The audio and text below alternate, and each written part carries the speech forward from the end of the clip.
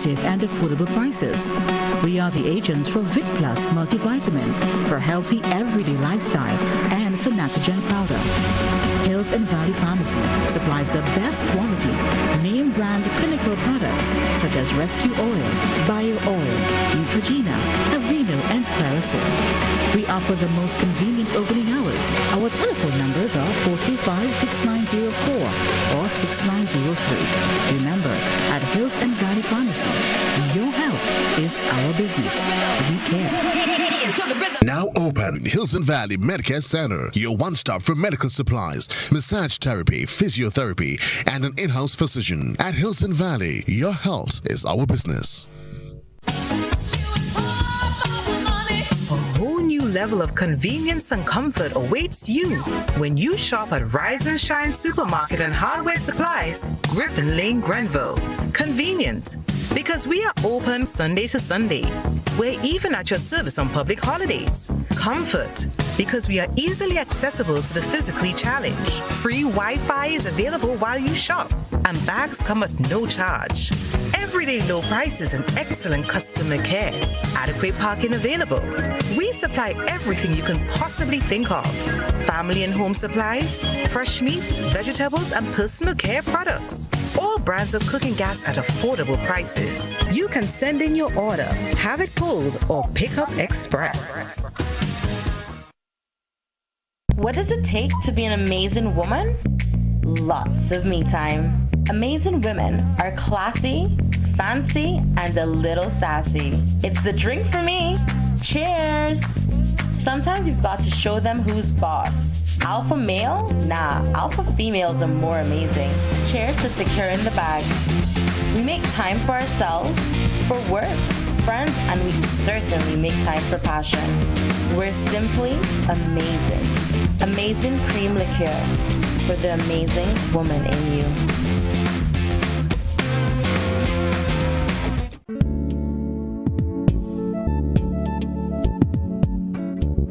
Drug abuse, cancer, measles, diabetes, AIDS, cancer.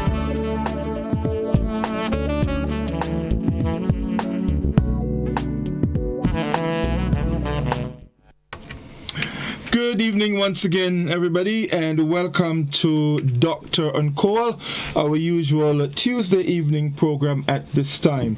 The month of November, yes, of course, diabetes awareness, and it is something that is so very important, that is, continuing to raise awareness as it relates to diabetes. And of course, we can't forget our present situation we're facing now, that of the presence of COVID-19.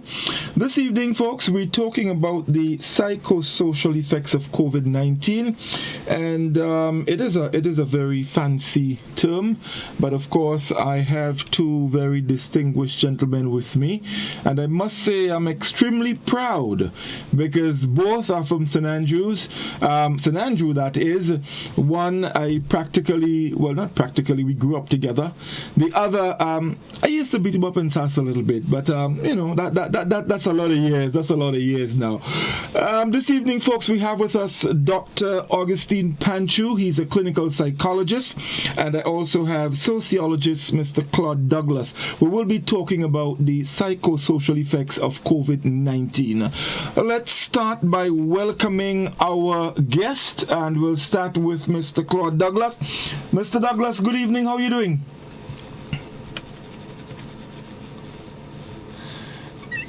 You're still muted. Sorry.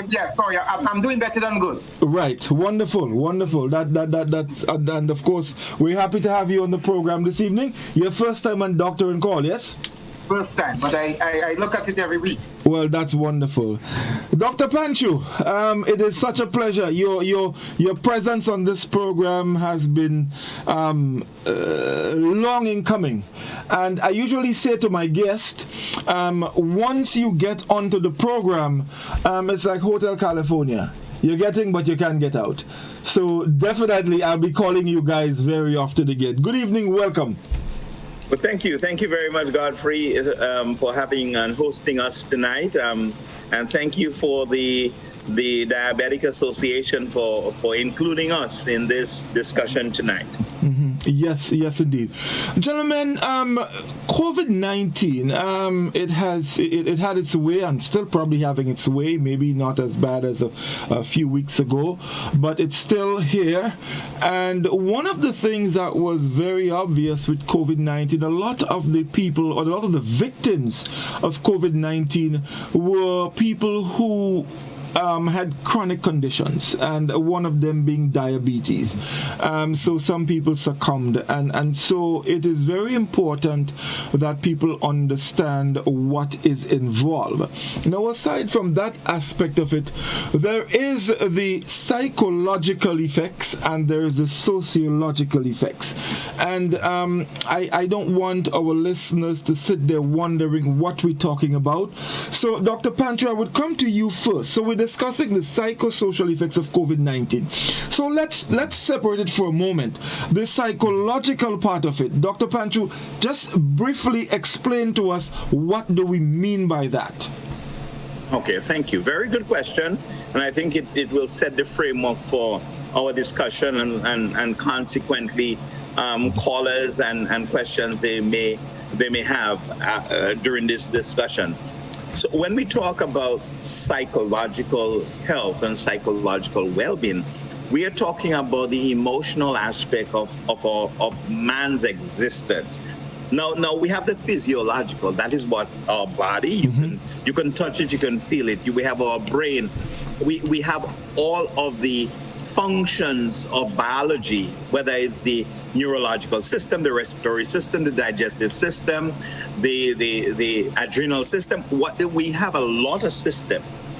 We're not talking about that so much tonight. What we're talking about is brain functioning, its emotional awareness, its connectedness, and we're going to talk a lot about feelings and emotions tonight. So psychological well-being has to do with an aspect of life and human existence that we really cannot touch, but we know it's there because we can feel it. Actually, it probably influences all our actions more than the physical part of it. Because absolutely. A lot of times you hear people say, the mind controls the individual, and your mind tell you do this and your mind tell you do that. So there we go.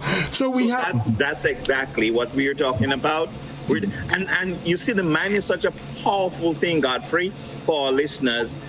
The mind is such a powerful organ, a powerful phenomenon that it can control the way we think, it can control consequently the way we behave.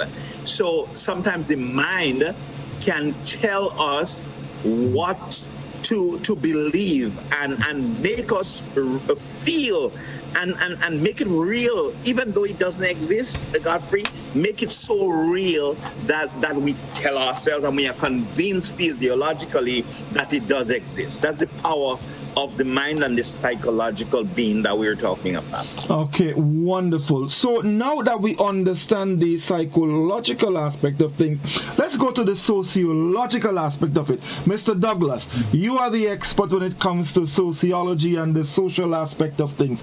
Put into context for us, what do we mean when we speak of the sociological effects of this whole, episode that's taking place in Grenada now? Well, when we talk about the social impact, looking at it from a sociological perspective, we are looking at how, for example, the pandemic would have influenced social behaviors. For example, the lockdown, how people responded to it. It would have had different effects on different people. Based on the whole psychosocial conditions of the individual. So we also will be talking about self-care behavior, how, for example, the pandemic would have impacted that in terms of unmet social and diabetes needs, okay? Food insecurity, because that was a big issue too during the pandemic, which means basically not having enough food for now and for later, okay? So how, for example, the lockdown, would have interfered with, for example, the self-care routine. For example, simply like exercise, for example. All right?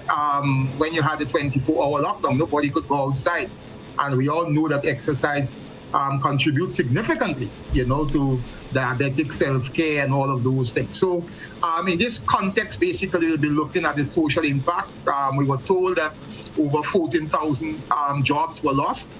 Reduced in income, again, also means a reduction in purchasing power to buy medications and all of those things. So in that context, we want to look at the social impact this evening.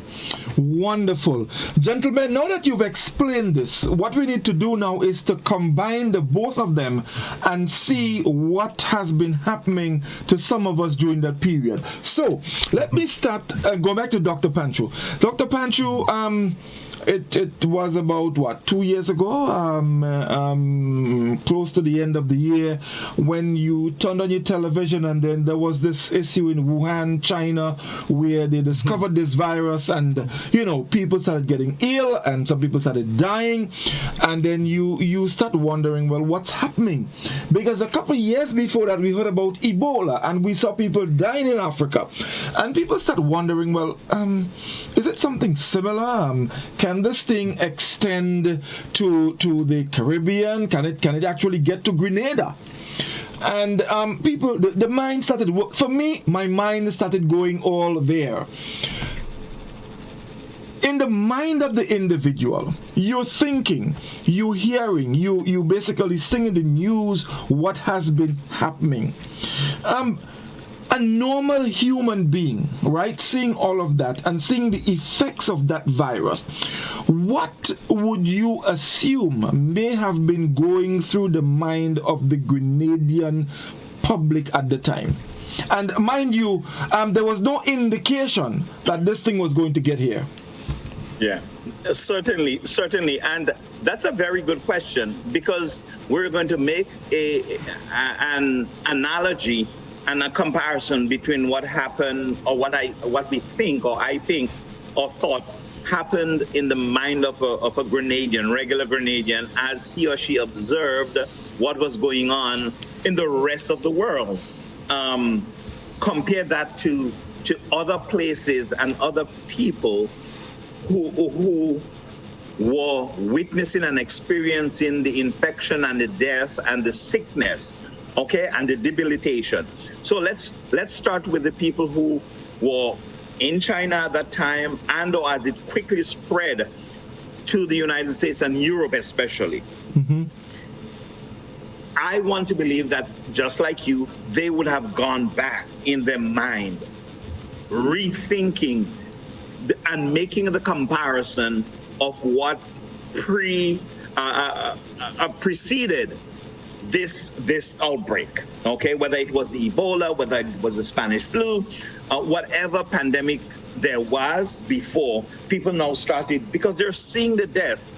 Let's compare that with what was happening in the life and in the mind of Grenadians. We thought we were invincible. Mm-hmm. So psychologically, Godfrey, yes. because I was here, and I was thinking, no, this thing will not get to us. While it was ravaging, look at 1 year later, while it was ravaging Trinidad and the Caribbean, small island states, Grenada had one death related, one up until August, September of this year. Okay? We were talking about a couple of weeks ago.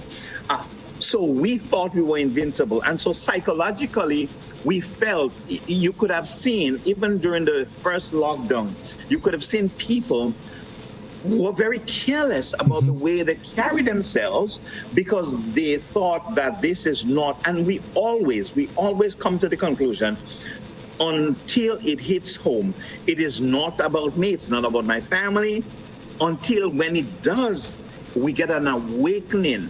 And so psychologically, watch this, during the 2 weeks of September, I became petrified. When for about 6 or 7 days, we lost between 10 and 13 people almost every day for about a week, okay? psychologically, I started to panic because I am thinking now, when will this thing end? Because up until now, we have not identified where it came from. That spurt that we had. Okay, I don't think we have laid hands on it yet. But so in the mind, psychologically, now we are in a state of panic. And so what Claude is talking about now, and we are going to combine this thing together now, is that psychologically, as we started to panic, it influenced, it started to just take over the way we behaved, and the perception about what was the reality. So now we're looking at our families, Claude. They're dying. Literally, our friends and family members, we started to lose them. And it is hitting home now. So people are panicking. And behaviors are going to change. Look at how many people took the vaccine between August and now. You understand what I'm saying? Yes, indeed. So people are trying to backtrack into behaviors that they should have or could have probably undertaken prior. Long before, yes. See? So that's how we tie tonight the psychological with the social, and we call it the psychosocial response of Grenadians to the pandemic, considering also the health risks that were involved. Because there is a symbiotic, we're using a big word, Claude, but we know what it means. A symbiotic relationship between ill health, both physiological ill health and psychological wellness. You see, these two are so closely related. And when we add the physiological challenges that some of our population had, look at how many we lost, a couple elderly, remember? Right? We lost a couple people who had predisposing condition, medical challenges already, whether it was diabetes. Again, we call it comorbidity, right? So they're already, we're now combining diabetes and high blood pressure and kidney function challenges with COVID.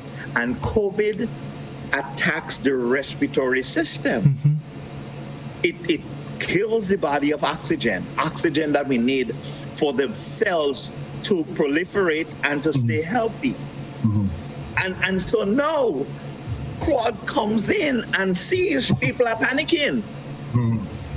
And he's calling me because people are panicking and they're now responding. So you see, the panic sets in, their mind is racing, behaviors are changing.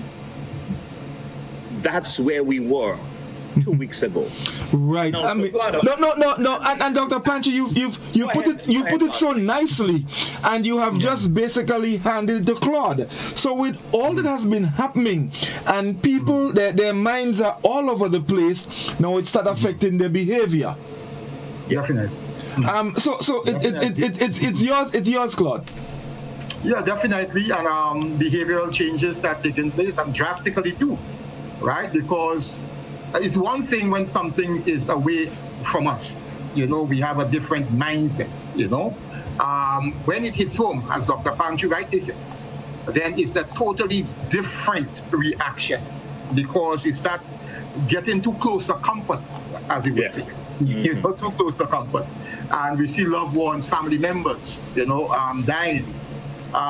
This basically would cause us and force us to respond in a particular way. Okay? And we saw the drive that people actually had in terms of going and get the vaccine and so forth. People that were hesitant, people that were adamant, some of them, I know some of them were very adamant.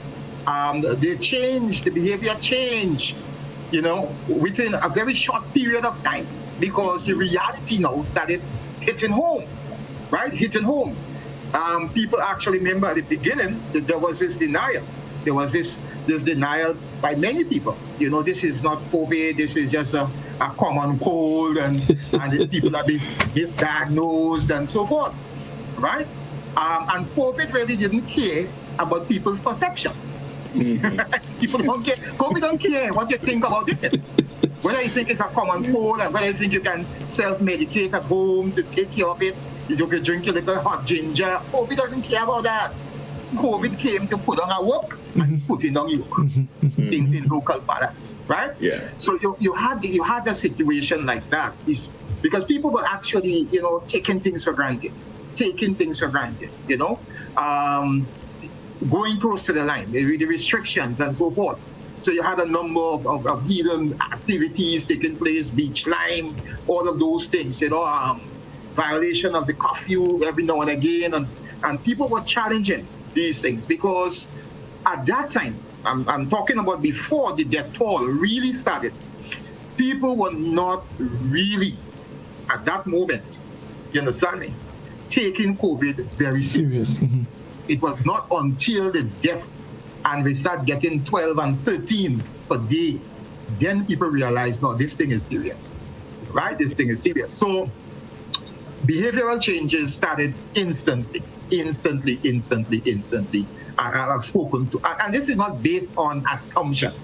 This is based on substantial evidence because I've spoken to a number of people in the street and what have you, people who had one opinion, a week before change that opinion within the course of the week and what have you, because the reality started hitting home.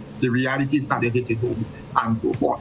But in terms of the health and the diabetes patient, because in speaking to health practitioners,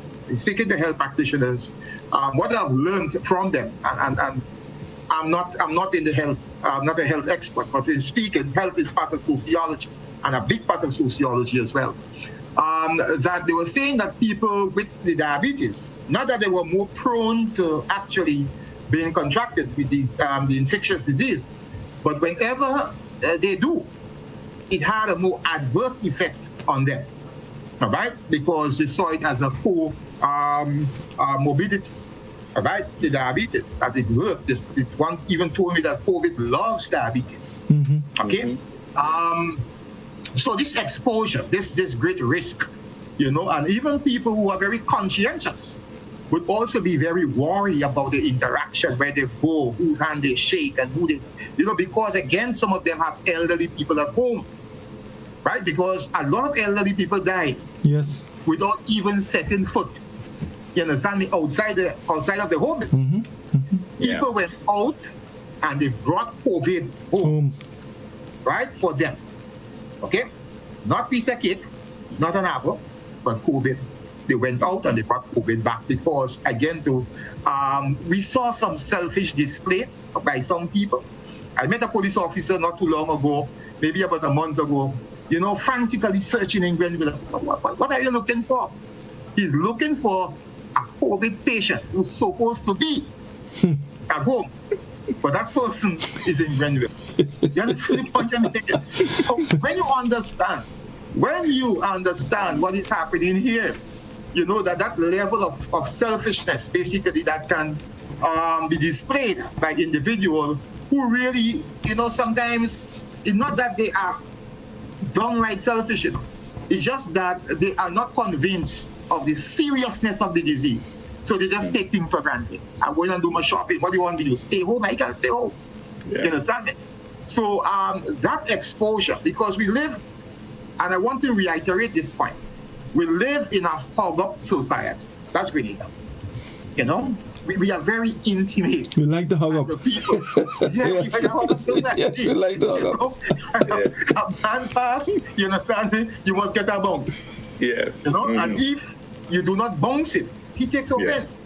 Yeah. And he goes away thinking, what have I done to Dr. Panchoo? What have I done to Godfrey boy? I passed him and I extended my hand, the man to bounce me in. That is the kind of society that we live in. So I'm making a point. I'm going somewhere with this. So when we look at the social impact of that in terms of the physical distancing, because I think that was a misnomer by the World Health Organization. And you may ask, who am I to challenge the World Health Organization? There is nothing really called social distancing. Yeah. You understand me? Yeah. What actually is meant is physical distance. Yeah. Because if I'm in Paradise and Dr. Panchoo is in Tivoli, and we are talking on the telephone every day without seeing each other. You know, this is not social distance. That's right. Mm-hmm. Socially, we are connected, but what was meant with the 6 feet and all of those things is really physical distancing. Mm-hmm. Yes, and that impacted the society greatly because people, you understand me, are creatures, all right?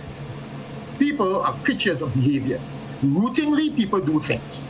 The guy goes home after work, takes a little bit, he eats, he stretches, he got down by his shop, he play a little domino, drink a little rum, he goes back home, 9:30, 10. He repeats the same thing again. Now, COVID came, restrictions came with it. And you are telling this young man, he can't go down by Terry's shop in Tivoli and take a couple of drinks, play like a domino, and go again. So you had all of these things, and Dr. Panchoo basically will come in again in terms of the whole fatigue that people, you know, because one guy was repeating the days of the week, I remember, and he said the days of the week are Sunday. Sunday.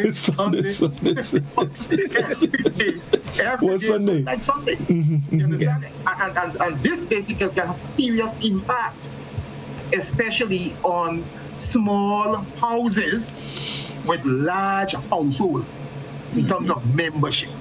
So when you ask a 2-bedroom house to keep 8-9 persons inside and not go outside in the yard and the police is passing up and down, this is a serious problem. You ask the diabetes not to go out, she has to exercise, right?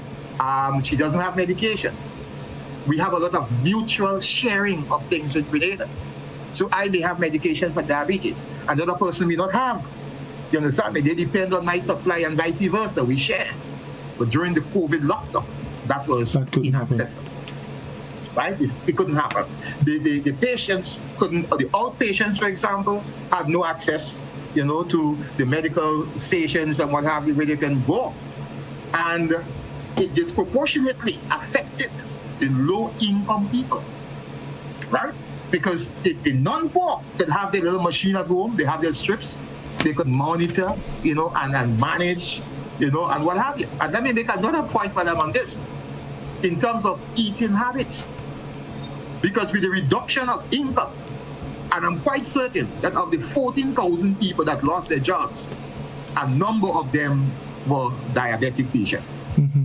And without having an income, they would not be able to follow rigidly the diabetic diet. Mm-hmm. You understand me, with the greens and what have you. And then, as we say in Grenada, which is easier said than done, eat local. Mm-hmm. But when you look at the price of tomatoes and lettuce and all of those things, for the diabetes, it's a serious challenge. It's a challenge in normal times, much less in times of economic recession. I rest my case for a while. Right. Thank you very much, Claude. Very, very interested, and you've given me a myriad of questions to throw at Dr. Panchoo. Dr. Panchoo, there was something that he mentioned. The police looking frantically in Grenville, and the police is looking for a COVID patient who is supposed to be at home. Think about it. What is going through the mind of this individual? But I don't want you to answer yet. We're taking a short break. Think on it. When we come back, you are going to respond. Stay with us, folks. We'll be back with you in just a moment. Don't go anywhere. Diabetes, AIDS, cancer. We support you at every stage of your life.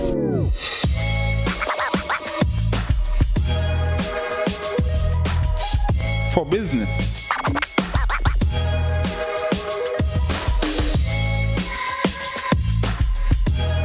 For your education.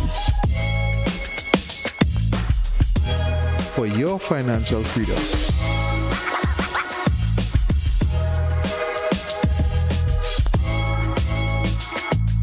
For that new ride.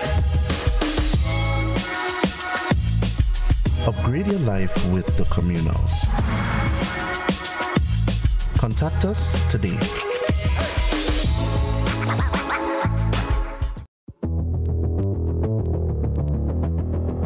Introducing Color by Sissons.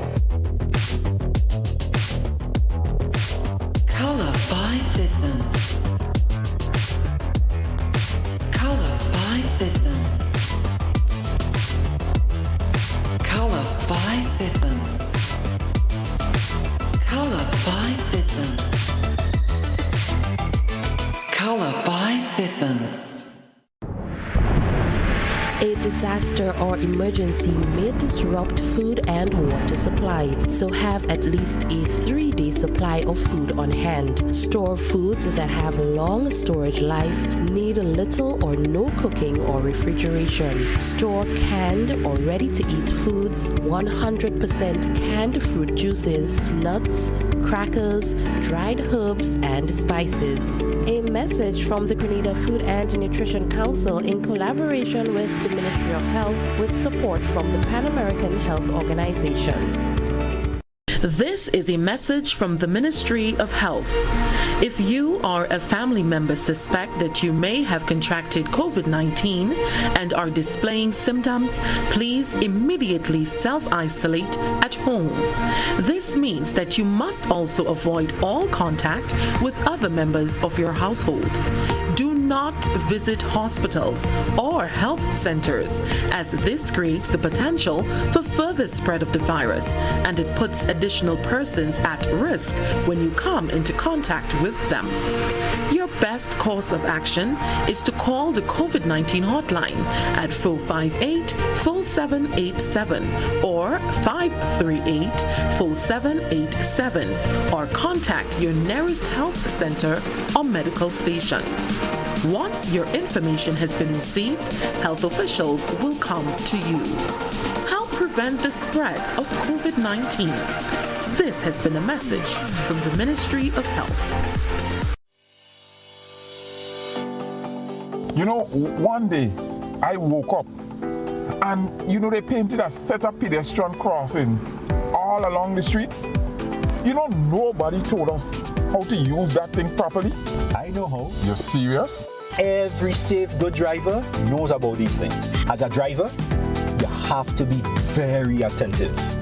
You know you're coming up close to a pedestrian cross, you start slowing down immediately, looking to see if there's any pedestrian on the side getting ready to cross. If there is, you stop on the line that is a certain distance before the crosswalk. Then you would see the pedestrian put their hands out, looking directly at you, indicating that they are going to cross. And only when you have come to a complete stop, that is when they will quickly and safely cross to the other side. And then you continue happily on your journey. Stop, look, hand out, eye contact, wait for pedestrian to cross. Then you happily continue on your journey. This message is brought to you by this group of insurance companies, the Traffic Advisory Body, and the Traffic Department.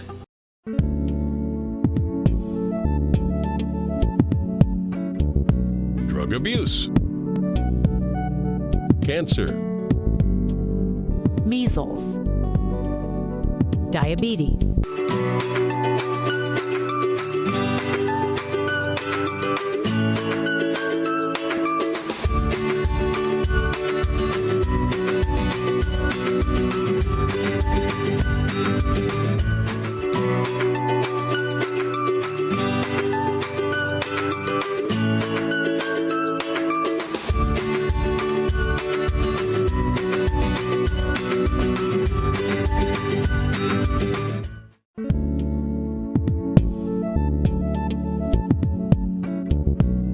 abuse.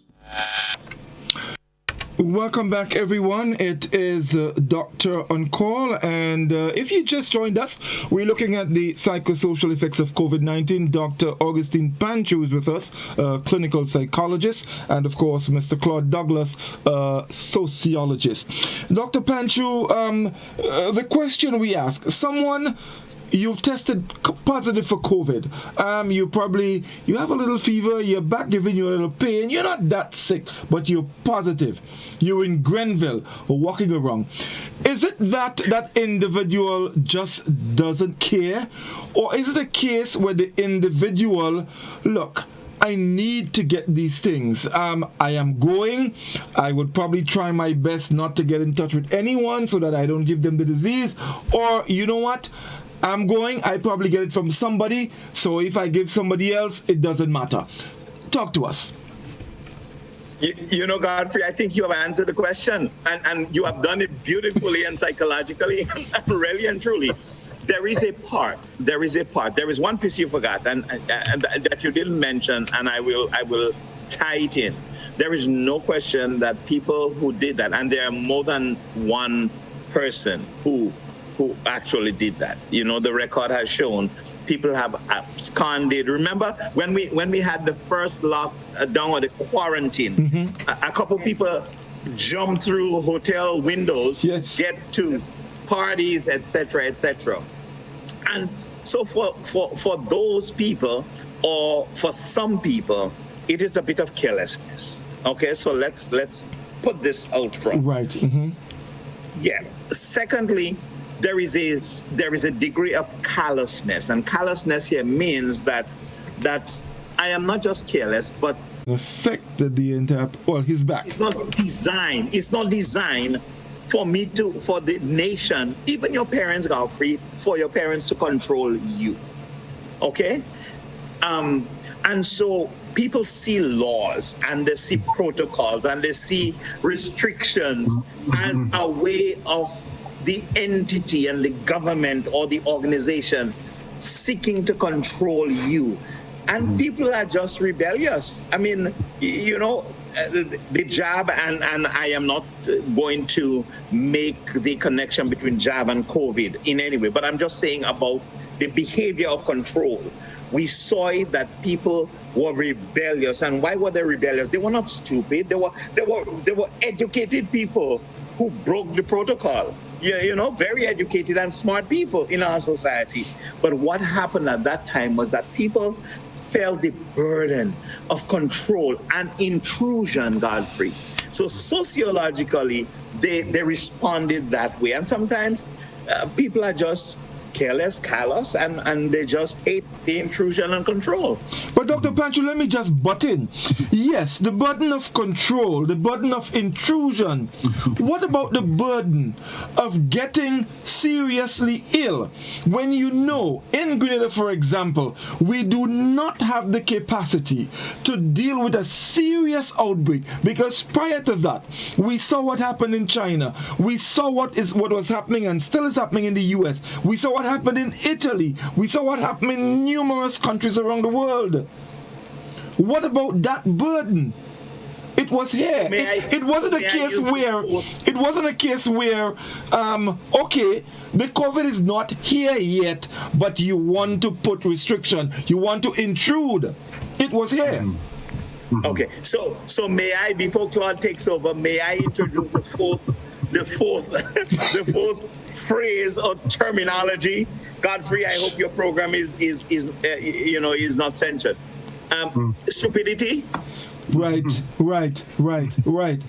I got so you. We have carelessness, callousness, intrusion, and the fourth one is stupidity. There are people who are like that. They will see the danger, but their mind and their body is not programmed to appreciate the extent of the danger that's out there, and so they're going to take the risk, and we call them stupid. Right, and so it creates employment for Dr. Panchoo, because he has to work on that mind.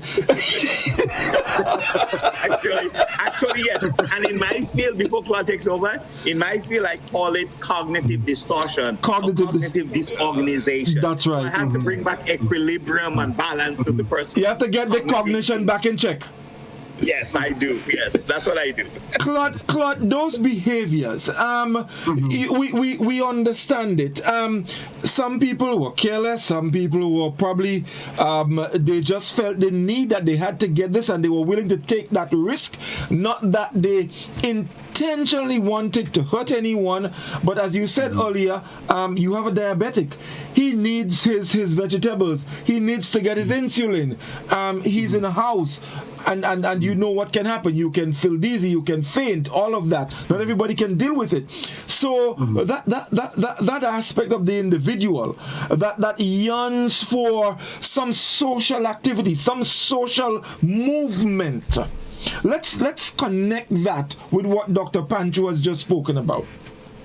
Well, it varies in terms of people's needs, because there are some behaviors basically that can be justified. As you rightly said, someone might have a situation where they need to get something down the road. You understand? I'm feeling that way, and the only person that has that medication is Augustine Panchoo. All right, so I'll violate, and I will move. That is that can be understood. But there are some people who actually feel that they are actually invincible. And nobody should really get in the way. Nobody should tell them what to do or what not to do.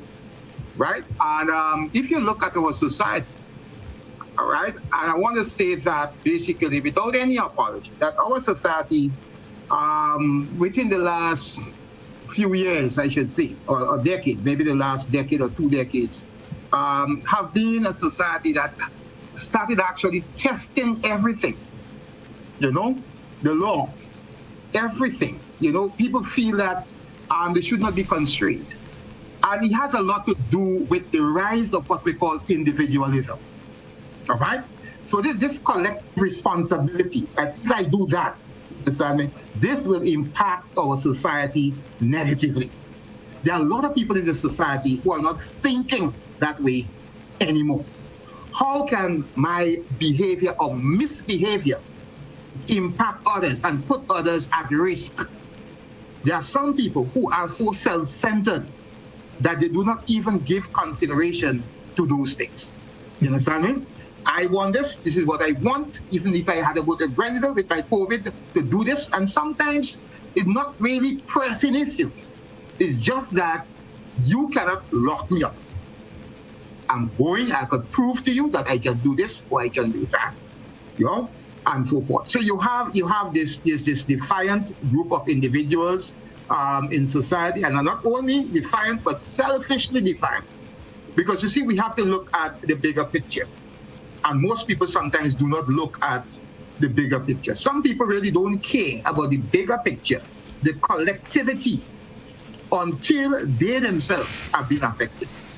All right? Until they personally they are impacted.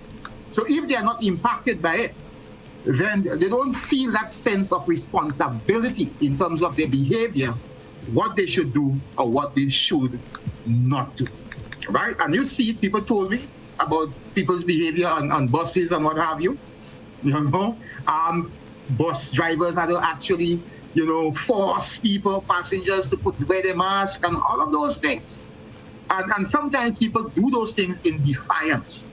I'm paying my bus, you can tell me what to do. That's right. Either you want me on your bus or you don't want me. You don't want me on your bus. It's a kind of a take it or leave it situation and so forth. And maybe some busmen might be 1 to 250, and he and the partners, and they decided, well, look, we'll drop it if you're forcing us to put on mask.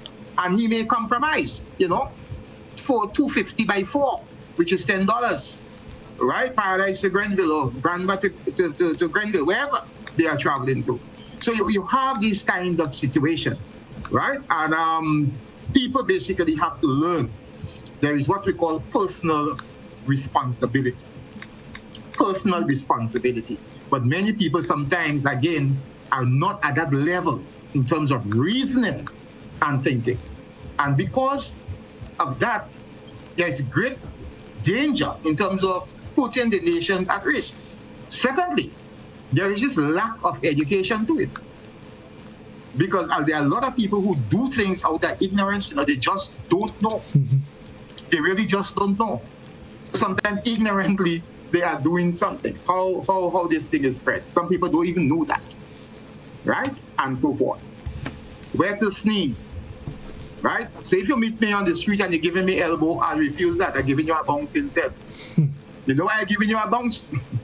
Everybody sneezing and coughing here. Have you ever heard anybody say they're going to wash the elbow? No, they're going to wash their hands. Right? So the hand, the bounce now is even safer than the elbow. We need public education on this thing, and a lot of public education, because once people are not informed they will tend to act more ignorantly.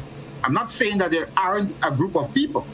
There's an exception. There's a group of people, whether they know or they don't know, this is what they're doing.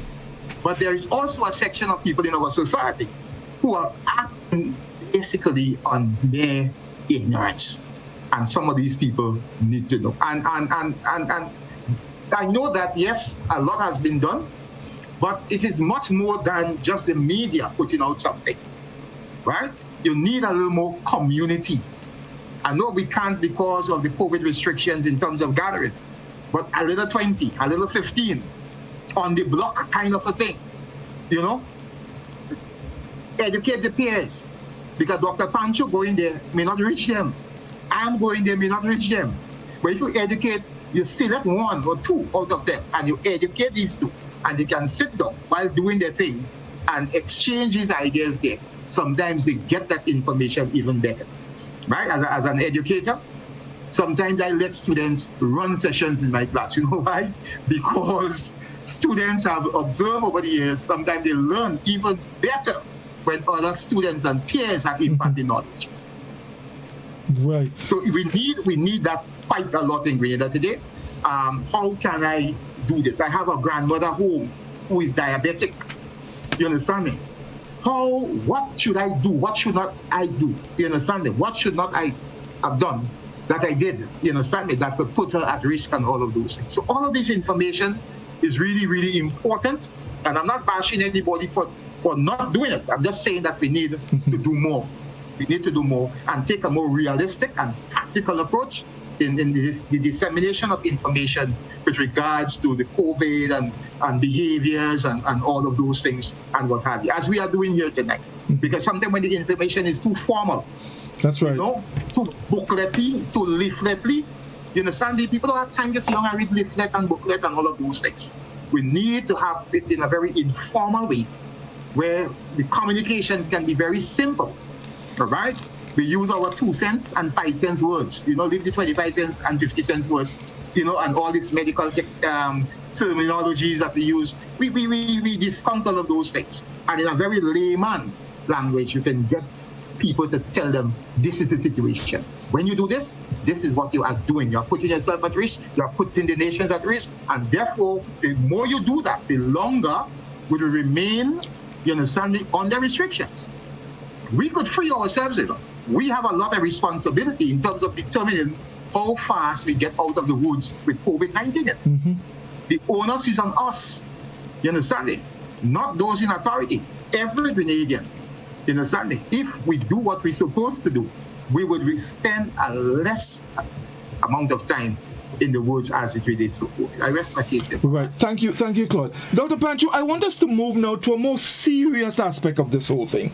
So all of the misbehaviors and the callousness and to some extent the stupidity, that has passed. And as it stands, we've lost 198 individuals here in Grenada. Over 5,000 people were tested positive with COVID-19. Now, I've been talking to a couple of the medical doctors recently, and what we're hearing now is that even though well, of course, you survived, you probably weren't seriously ill. But COVID-19 can leave you with some after effects. I'm sure you gentlemen remembered, we had the talk of chikungunya, that this thing would stay with you for about 3 years before you can actually rid your system of it. So we're hearing that, with COVID-19, even if you survived, but you can have some after effects which can affect you down the line. Dr. Panchoo, we've lost 198 people. Over 5,000 people, tested positive and in some way... Just stick up in Godfrey. I think you need to put it in sharper focus. We lost 198 people within a period of time, and it's a very short period of time. Yes. Because if you tell me 198, I may think over the 15 months or the 16 months. Well, you're correct. You're very correct. Between August, you understand me, within August and October. You're correct. You're very, and that's very, very, very, very, very instructive. So, Dr. Panchoo, and the reality has hit us that wait, I've been doing all of this nonsense, and this thing is real. This thing is real. It has killed people who we know. Augustine, we lost someone in Tivoli not long ago who we were great friends with, who we grew up with, and when I heard the news, I'm like, is this really happening? The reality has hit us. It has our minds working. People are going to be traumatized. Some people may not be able to deal with that trauma very well. Some people might be able to deal with it. But how do you, or what would you say to people? Talk to these people for me, Dr. Panchoo, about how to deal with that trauma that they have experienced. One, by probably themselves being infected with COVID-19, or losing someone very close to you, probably losing a mother, losing a friend, a brother, a cousin, a co-worker. Speak to these people for me, Dr. Panchoo.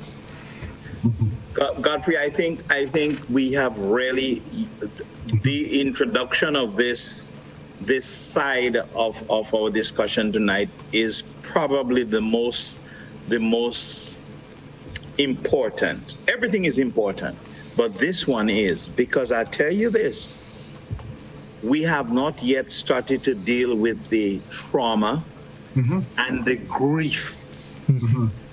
What we have had so far, Claude, is the sadness that is associated with the loss of life. But the grieving, the part is what you and I are going to see with our students, with our families, in our churches, in our communities, in our schools. That's what we're going to have to deal with psychologically and sociologically for a very long time. So, Godfrey, here is part of what the struggle is going to be as I talk to people right now, is that as we lost people, Claude introduced and said that many of the elderly who succumbed to COVID never left their bed or their homes. Think for a moment, and I am going to be slow about this, that you went out and brought it as an employee to someone you were caregiving for. You brought it home to your aunt or elderly parent, and you can trace that situation back to your actions and or behavior. Think of what that is going to do to an individual. Godfrey, how he or she is going to grieve. The guilt that is laid on the chest, on the mind, as they go to sleep, or as they try to sleep, or as they try to reintegrate and get their life back on target after the burial. Watch this, folk, with me. Many of the people who were really ill, and quite a few people died from the hospital, being sick for weeks. They couldn't have a normal burial, opening this casket. Think of the trauma for the family who sits and weeps in front, knowing that I may be responsible for the death of my loved one. I am talking to you now, I'm getting goosebumps, because this is the reality of what has happened in our lives psychologically. So Claude is going to talk about how it's going to affect and impact the behavior henceforth, how people are going to, deal with after weeks and months of mourning their loved one has lost, or the person that they were caring for. So there is a lot of grief, there is a lot of trauma, there is going to be a lot of guilt that is going to follow our population, Godfrey. We are so small. We are so intimate. 198. If you multiply that by 20 per family, you understand? Yeah. You see how many thousands of people are impacted directly by the loss of 198 people. So it is going to be hard work for us, so psychologically speaking.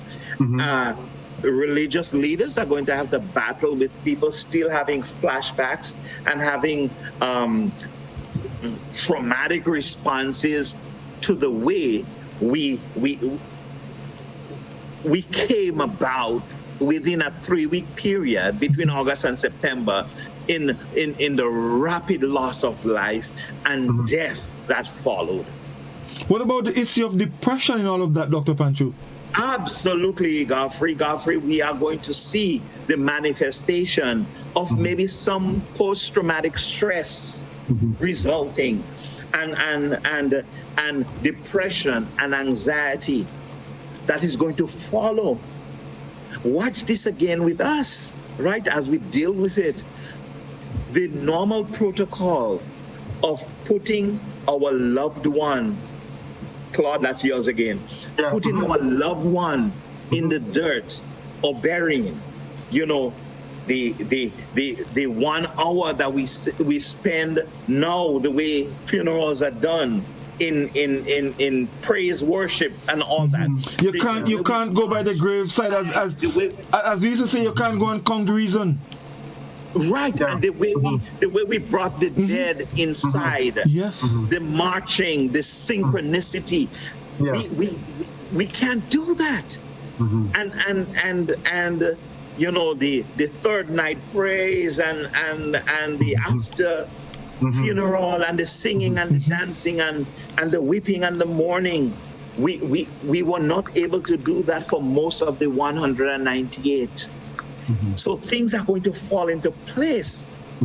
And then it's going to sink in and say, Lord, I don't like the way my mom went. I don't like the way my co-worker went. And we are going to have to try to fix those, because it's the psychological effect is going to affect the way. It's going to take a toll. Yes, it's going to take a toll. Definitely.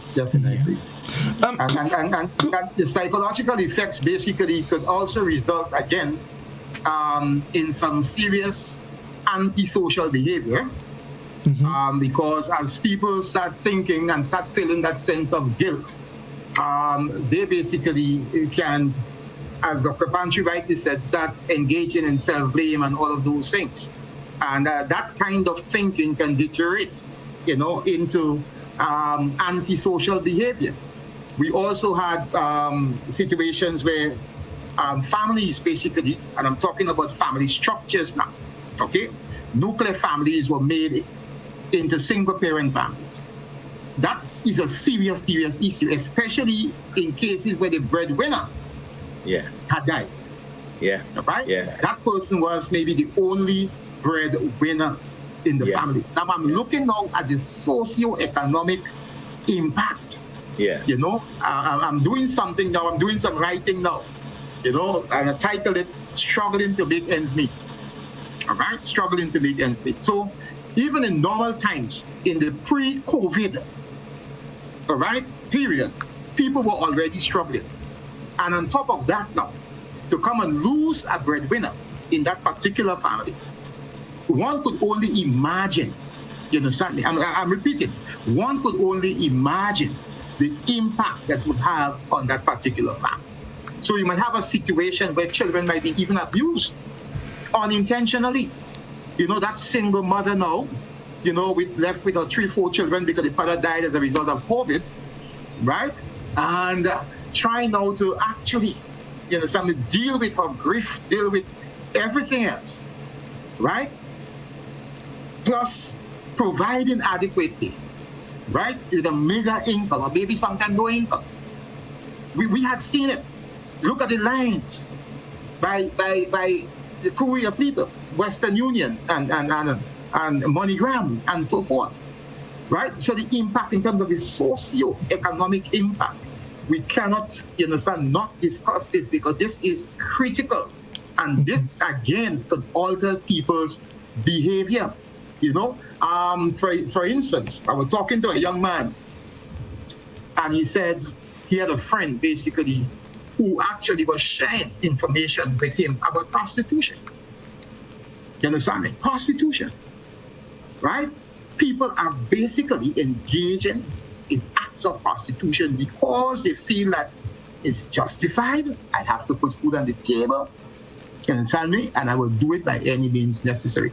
I'm not saying that it is deterministic, but I'm just saying that people respond differently to different situations.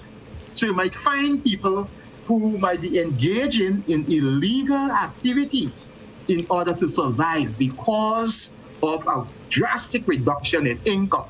Let us look at the people, for example, who have issues with mortgage now because they would have lost their job, especially those from the hotel industry and all of those things. So when you actually, add this to the already grief what Dr. Panchoo spoke about, you understand me? I know that the Bible tells us that the Lord will not give us more than we can bear, but at the same time, it's quite a lot to deal with. On one hand, the child is crying there because the milk is finished and they don't know where that next tin of milk is coming from. The next phone call you got is from Republic Bank reminding you, you understand me, that the mortgage is 2 months late, and they would have to take legal action. This is the kind of thing that people here, there are people here in Grenada currently are facing those kind of issues and what have you, all right? And yes, the care packages, yes, whatever the government is trying to buffer the effects of those things. Yes, I commend them for doing that.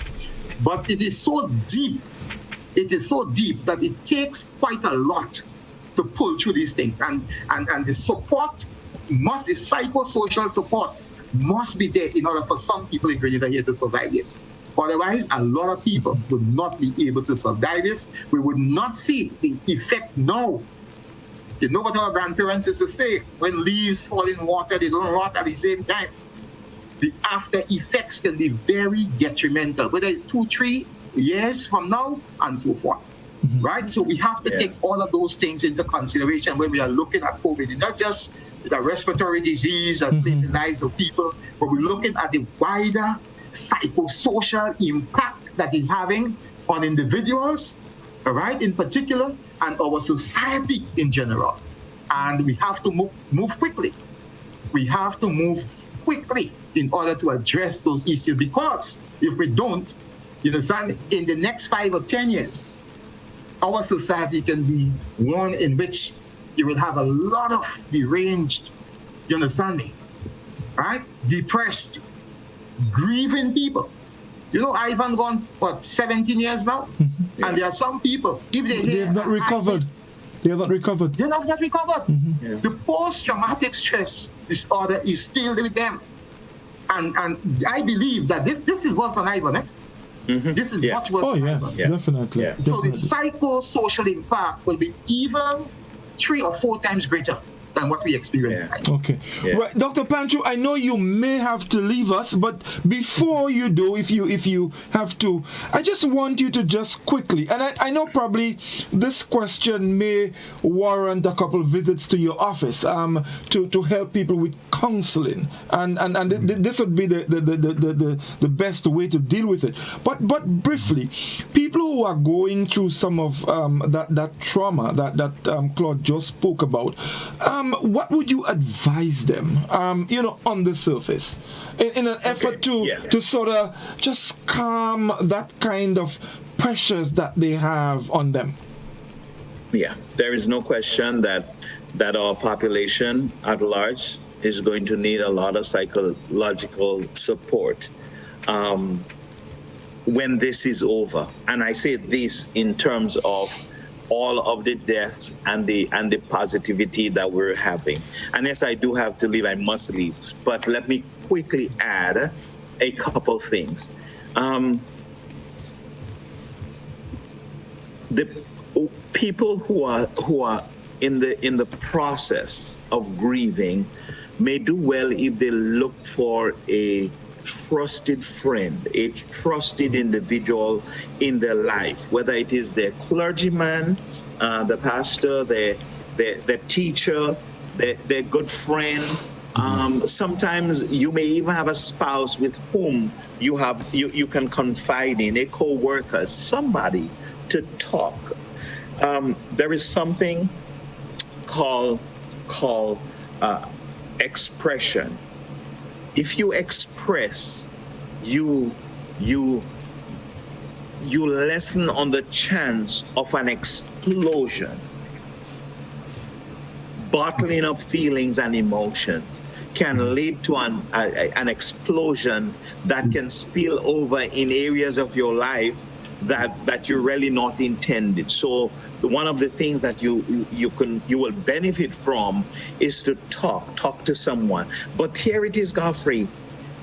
In lieu of talking to a physical person, I encourage people to journal and to write. Yes. It's a way of expressing, Claude. We know that, right? Yeah, yes. Expressing your innermost thoughts, and you can use 4 and 5 letter words in your writing because this is cathartic for you. It brings out a certain level of, and you can breathe. And the last thing I want to suggest before I leave, Claude, you are going to be at the mercy of for the rest of the program, is that of deep breathing. You know, letting it go and inhaling as much as we can through our nostrils and letting it go through our mouth. Deep breathing is one of the exercises that can re-energize us. It brings fresh oxygen. Because a lot of times the stress that we have is because we have so much contaminated oxygen in our blood system. But if we bring in and good diet and sleep, those are good ways to superficially deal with it. But talk therapy is probably one of the most critical aspects of dealing with the grieving subsequent to now, Godfrey. And I thank you for having me, and I really must go because I do have a 9 o'clock engagement. I thought this was a 1-hour program, but I would love to be back again. Well, I did say to you, once you come on, there's no getting away. I'll be calling you again. I mean, there is so much to talk about, and we've only just begun. So, Dr. Panchoo, thank you very much. I really thank you, and definitely we will continue because this is a conversation, and COVID is here to stay. COVID is not going anywhere. So it's a conversation we need to continue having, and definitely we will be having you again to continue that discussion. Thank you very much, and do have a good night. Thank you. Right, yes, indeed. Folks, we're going to take a break. When we come back, we're going to engage Mr. Douglas in the role of society in helping, its members to deal with the traumas of COVID-19. Stay with us. We'll be back with you in just a moment. Cancer.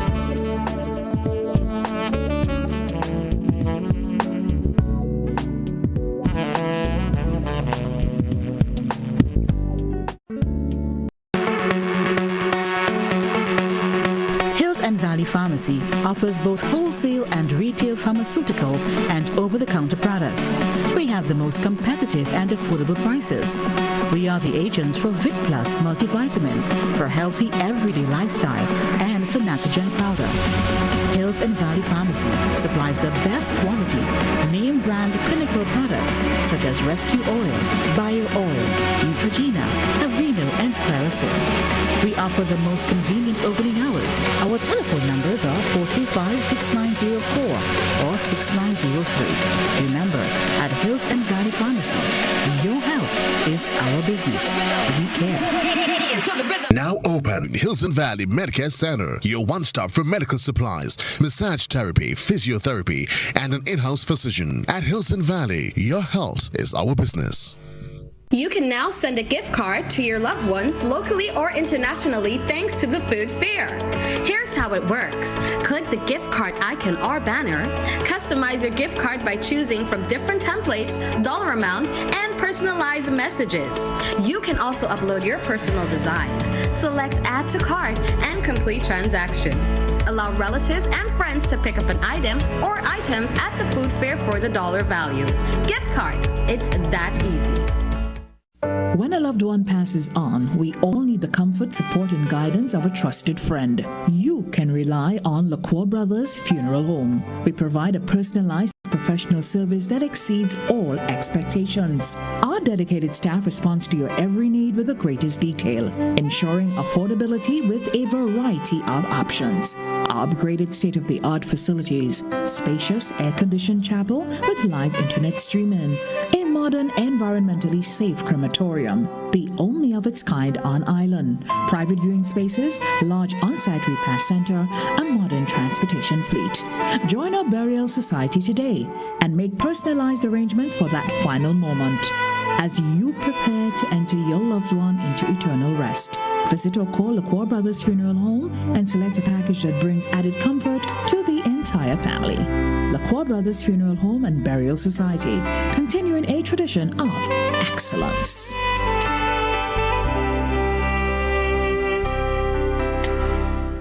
JBN Television News at 7, a pulse on all things Grenadian. Look out for our new features through expanded synergies with our media partners in Barbados, St. Lucia, Jamaica, Trinidad, and beyond. Capturing the latest in news, sports, weather, and entertainment. Credible, informative. Thank you for making us number one. News at 7, live, Monday to Friday on JBN Television, Channel 7 and 11. K105.5 and 105.9, Hot 98.5 and 98.7, GBN Television Facebook page and YouTube channel, and www.gbn.gd. GBN, with you anywhere and everywhere.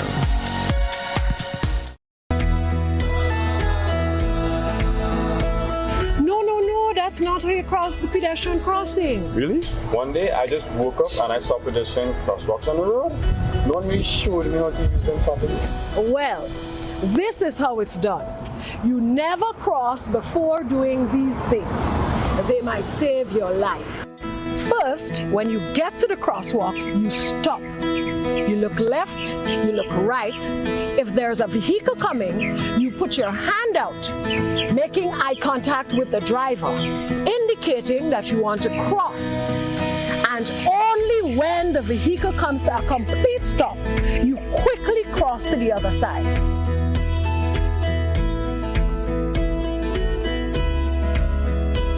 Stop, look, hand out, eye contact. Wait for pedestrian to cross to the other side, then you happily continue on your journey. This message is brought to you by this group of insurance companies, the Traffic Advisory Body, and the Traffic Department.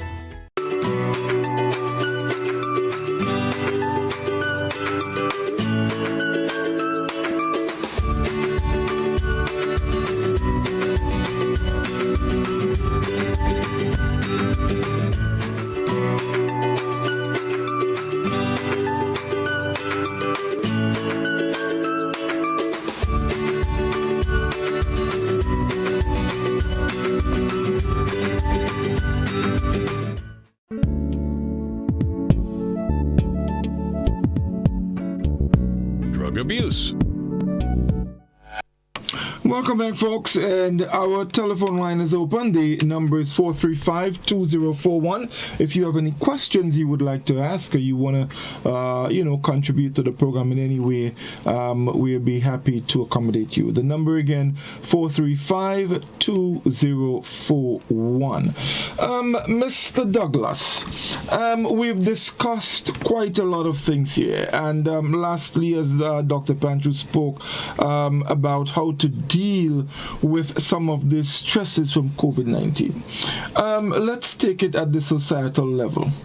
As a people, because we know someone in our village, we know somebody who were affected, we know someone who was sick, we know someone who probably went through a difficult period. They didn't have any money, they didn't have any food, and maybe somewhere along the line we had to lend a helping hand. As a society, how should we deal with situations like that? That is coming together and helping other members of our communities. But just before we go, our telephone is going. Let's take a quick call. Dr. Call, good evening. Hello, good evening, Mr. Augustine, Godfrey. Yes, good evening, caller. Go ahead. Good evening. I want you all to help me with something here. Yourself and Mr. Douglas. Hear me. We have in the first wave of COVID-19, right? We had 8 serious cases of COVID-19 in the hospital. And they were all treated with hydroxychloroquine and released from the hospital. It was on a regimen then to be used. Okay?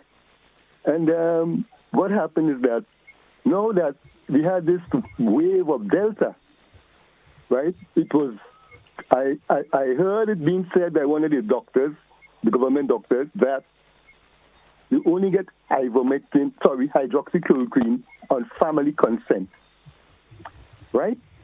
No, it's the first time in the history of healthcare it is being said that you have a disease, and now we have a pandemic of a disease, and you're sending people home for 14 days, yeah, if they are tested positive, without treatment, right? And so on, and expecting them to return to hospital after 14 days when they get severe COVID, if you want to call it that, and you're not giving them treatment. Early treatment supposed to be part of the regimen. That is proper doctoring. That is proper medical practice, right? So this is, and that is standard of care worldwide. Go home with your test positive, stay home and isolate. And you listen to a lot of people that saying that when they call in the hospital for help after they told them to go home and they feel real sick and they call in, they ain't getting answered. Nobody coming to them, right? When they get there, the treatment they're getting is not up to standard, right? Because there are some drugs and some medicines that are, if you want to call it, terrorists. The government doesn't want to hear about these drugs. I'll call them that. If you mention them, well, hydroxychloroquine, I can mention that because I think it's on a regimen here still, but on family consent, right? So I am saying, in this pandemic, we're supposed to be using treatment, right? And giving people early treatment of drugs, because this is the vaccine, already telling you the vaccine alone won't work. It won't work. They have to have other drugs to complement the thing. But we had drugs before the vaccine that was doing well. Hydroxychloroquine is one of them, right? So I am saying we have to be careful when we say that COVID-19 killed the people. I am of a different opinion. I would say by the government preventing the people from getting hydroxychloroquine, right, and other drugs, right? This is, the deaths are man doing, not the virus doing, mainly man doing. You understand? And so, give it out a thought. I don't want you to help me. Why it is that hydroxychloroquine? 8 people got it in the early, and they got well and they're gone. And now 198 that they're dead, and all of a sudden the brakes mash, and you're not dead again in Delta. In Delta, you're not dead again. Yeah. What is happening? Caller, hello, caller. Yeah. Okay. Are you familiar?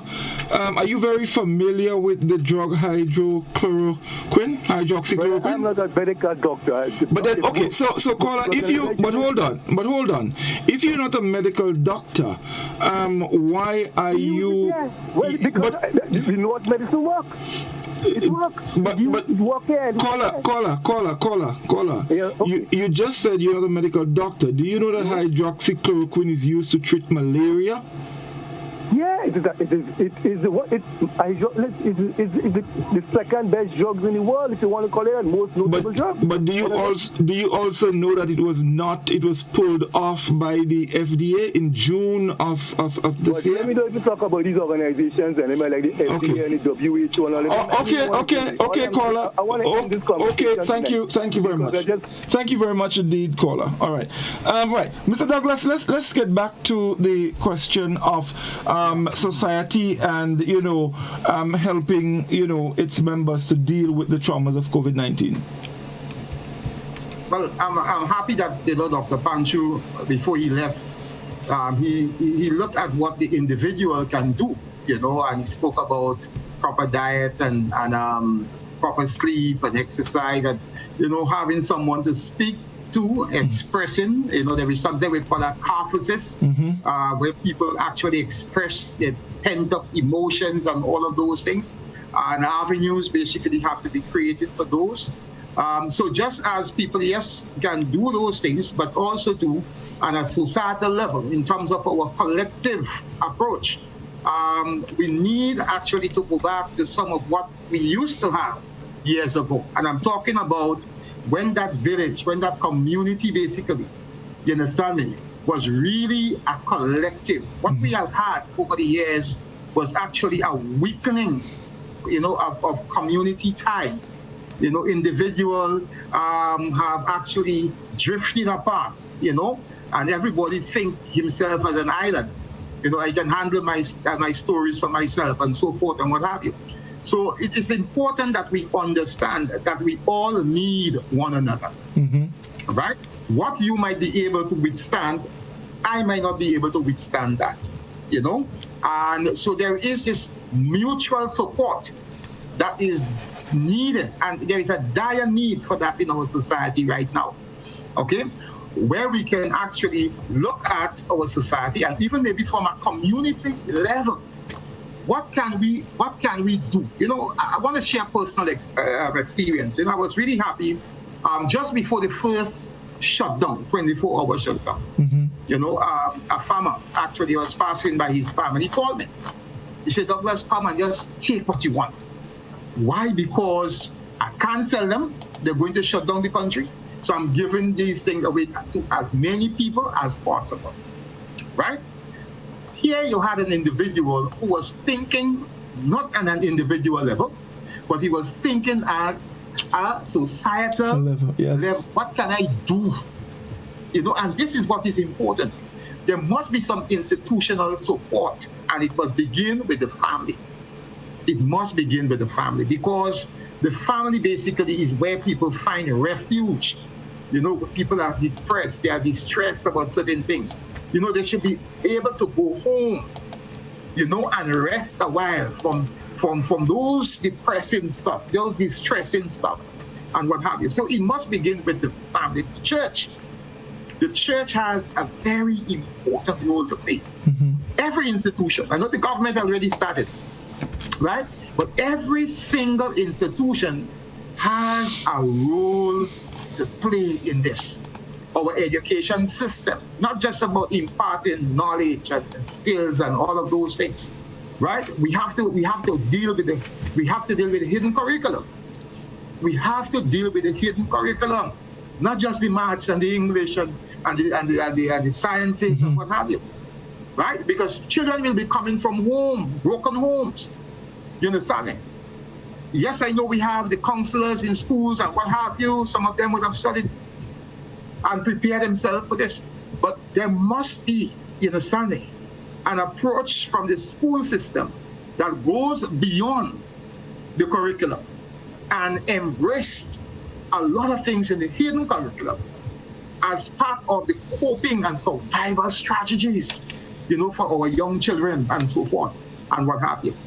All right, so the society as a whole, and let us not underestimate what we can do. Sometimes it's just a nice conversation, a smile. Just a smile to someone. Suddenly can relax them. Can relax them. So don't think that in order for me to do something, I must have material things to share. No. Right. Right? Just some psychological support, just some social support. Lend an ear. Lend an ear. Just to listen. Sometimes that listening can be therapeutic.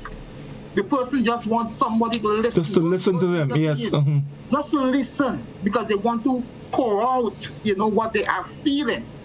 And they just want a listening ear, you understand me? So that they can engage in what I call self-therapy, I look at the Facebook and every now and again, I see someone posting pictures of the beautiful flower garden, beautiful flower garden. And I actually responded to the person telling them that this is therapeutic. This is therapeutic. Sometimes it's just a walk as a group of people. Let's go hiking. You understand me? Let's go to the Golden Falls, whatever its name is. Just to get away from, to take a respite, a break from. Yes. We can engage, you understand me, in those things. Because there is therapy. There is therapy. Look, let me tell you something. You see, this rum shop, I'm not promoting alcohol consumption here, but I'm just telling you that even in the rum shop, it's therapy. There are people who get the support. Yes, a drunk friend could support another drunk friend by just being there for the individual.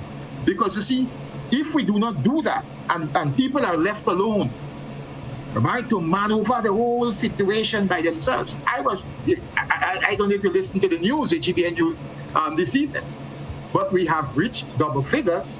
Yes, with suicide. Yes. You understand me? And we shouldn't take this thing for granted. We should not take this thing for granted. Our men, and I want to address our men, because our men in particular, especially those conscientious ones, some are under severe pressure. Severe pressure. Reach out to another man. You understand me?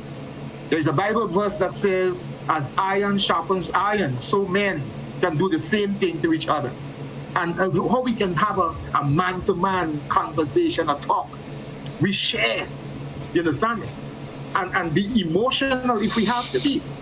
Because you see, we actually were wrongly socialized into believing that big men don't cry. But big men, I want to tell the nation tonight, big men do cry, right? And the biggest man that cried is Christ. He wept. He wept at Lazarus' grave because Lazarus was his friend. So I'm saying that we need actually to express, to let out. Because if we don't let out those things, right, it can not only end up something with suicidal ideation where we start thinking about it, but the very act itself. The very act itself. So we need that kind of support. We need to cast pride away a little bit. If you don't have your neighbor, you and your neighbor are going down well, you that exchange. I still maintain that, Godfrey. I still maintain that.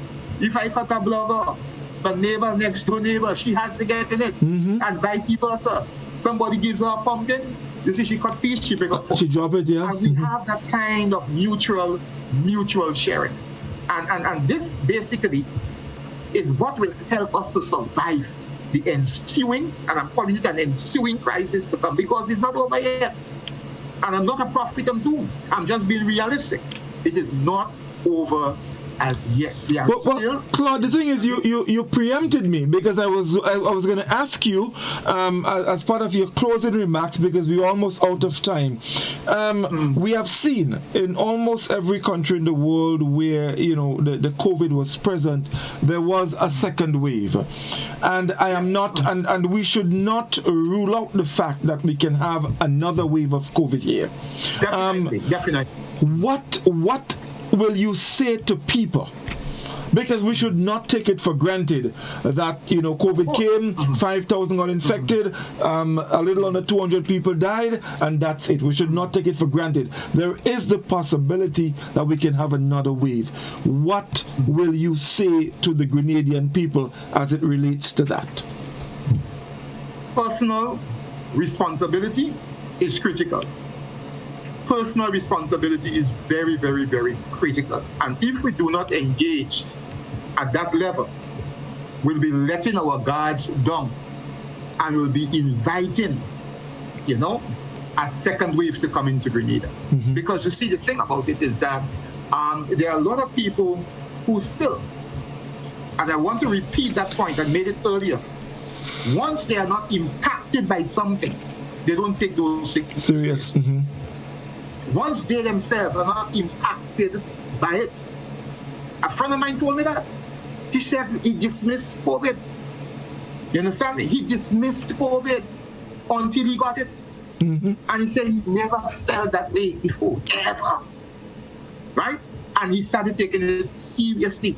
Let us not wait until we have to experience something in order to do something. We could take the precautionary measures, do what is expected of us to do, and once we do it, we're not doing it for, you understand me, for government. We're not doing it for this party or that party. We are doing it for our country. And if we are truly patriotic, because as I said before, COVID really does not care about a lot of things that we beat up on. You understand? Because we don't really care about that, right? COVID basically is an opportunistic disease. If we let our guard down, he sees the moment. That's an opportunity. So we have to be very careful. You know, the Yuletide season is upon us. What we do or do not do will determine whether or not there will or will not be a second wave. Right. But the onus is upon us as Grenadians. Right? You asked me to speak to the nation, I'm speaking to the nation. That's right. The onus is upon us as Grenadians to determine whether or not this will happen again. Right? Because we have a saying that we tend to forget things in 7 days. Right? So the 198 within, let's say, 2 months and a half.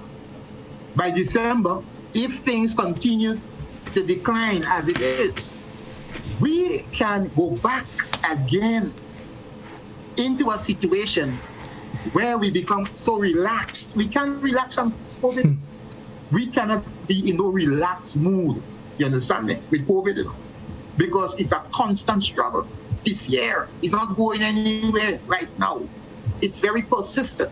So what we have to do is to ensure that even if we have to entertain ourselves, we must do it in a very responsible manner. You understand me? You want to have a drink with a friend, you could do it in a responsible manner. But we don't have to break out in a lot of these things that can be super spreaders, right? I don't know if they will discipline me for that, but yesterday, when I looked at the number of TAMCC students congregating on the campus because they asked the year one students to return, to come in, not return, but to come in. Godfrey, I was frightened. It is worrying. It is something to be worried about. And Godfrey, I was on campus and I was frightened. You understand me? Because you having, let's say, 300-400 students in that single space there, it was a very frightening sight for me. All right? Very frightening sight for me. And I'm saying it, yes, it's my workplace, but I'm just saying it that, you know, those kind of gatherings basically are prone, very, very prone, because we're not out of the woods just yet, right? And we won't be for a while. And we wouldn't be for a while. And remember, when we had 1 or 2, 3 cases, how frantic we used to be. And another case again. Now we're still over 100 cases, right? In a very little time. This 100 and something cases basically got ballooned into hundreds of cases again. If we, you understand me, again decided to let our guard down. So we have to be careful as Grenadians. We have to be very, very careful. And the onus, as I'm repeating for emphasis, the onus is on every single Grenadian. If you want to know whose responsibility it is, look in the mirror. Just look in the mirror. And don't feel that, okay, it's those people in the Ministry of Health, and it's those people, and it's SU, and it's those. No. Right? Yes, everybody has a role to play. Institutionally, we have a role to play. Individually, which I always emphasize as even the greater role. Of course. Because the Ministry of Health could put out whatever they want. And if we are not adhering, if we are not walking straight and narrow, whatever restrictions, you know, whatever they put out there to contain and ensure that we adhere, will come to naught. So the responsibility, I'm repeating, is ours. And let us practice what I call personal responsibility in the fight against COVID-19. Mr. Douglas, I think we couldn't have had a better way to end tonight's program. I thank you so very much. And of course, Dr. Panchoo, I thank you very much for accepting the invitation to be on the program with me this evening to discuss the psychosocial effects of COVID-19. The discussion was very rich. I think people now have a better understanding of how the traumas, the effects can affect us as individuals and our community as a whole. So again, thank you very, very much. And as I told you, I'll be calling you again. Thank you so much for the opportunity. And anytime.